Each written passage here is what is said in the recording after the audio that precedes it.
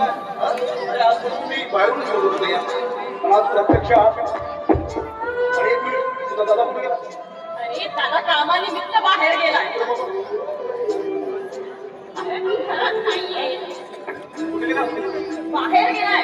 बाहेर गेलाय. कांचन मला तुझ्यासोबत काही महत्वाचं बोलायचं. हे बोल ना. तुझ्याशी भरपूर गप्पा मारण्यासाठी तुझ्या घरी घेऊन आले.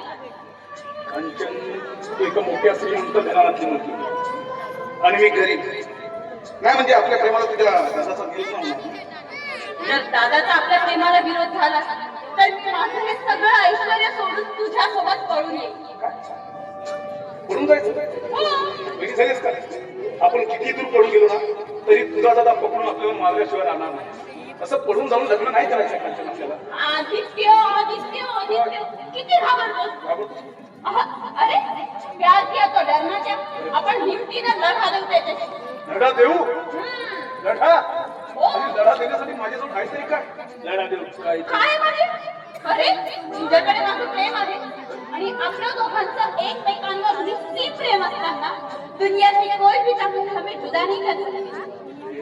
तेव्हापासून चालू आहे चाय कॉफी काही विचारणार ते आणते पण आधी तुम्हाला सांग दादाशी माझ्याबद्दल कधी बोलणार आहे? अरे तू नाही मग कोण बोलणार? हा हो हो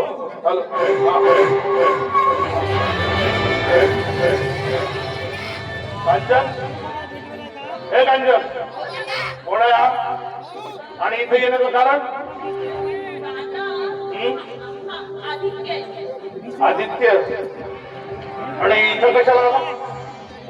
काय काम? कशासाठी? आमच्या कॉलेजला सुट्ट्या लागल्या ना मग तो गावी जाणार आहे तर त्याआधी मी त्याला मला भेटून जाण्यासाठी सांगितलं. अच्छा म्हणजे तुला बोलवलं भेटायसाठी. चला भेटून चला निघा निघा.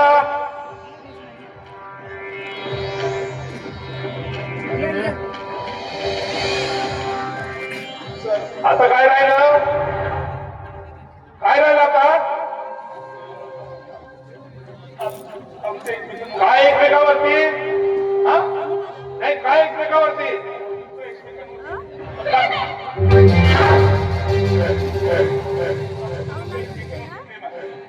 वा कांचन वा. कॉलेजमध्ये जाऊन प्रेम मिळवलं आणि दादाला जराची कल्पना सुद्धा दिली नाही. अगं मी तुझा भाऊ आहे वैरी नाही. पण खूप योग्य केलं. आपल्या मनासारखं जोडीदार निवडली फार योग्य केलं. अरे आवडला काय? 100% आवडला तो.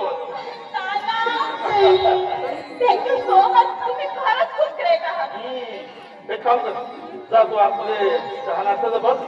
मी जरा आधी गप्पा मारतो.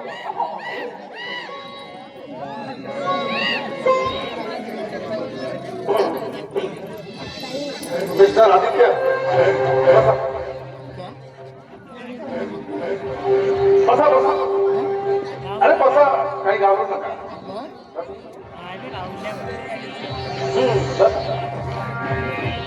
तर मिस्टर आदित्य आडनाव काय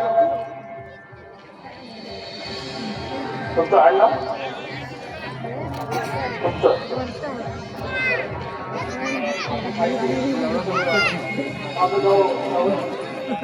अच्छा नाही तुमच्याविषयी थोडी अजून कल्पना दिली तर बरं होईल.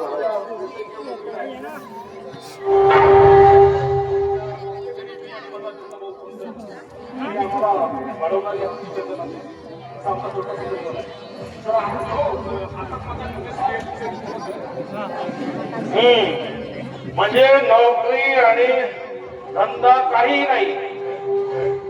कॉलेजमध्ये शिकत असताना एखाद्या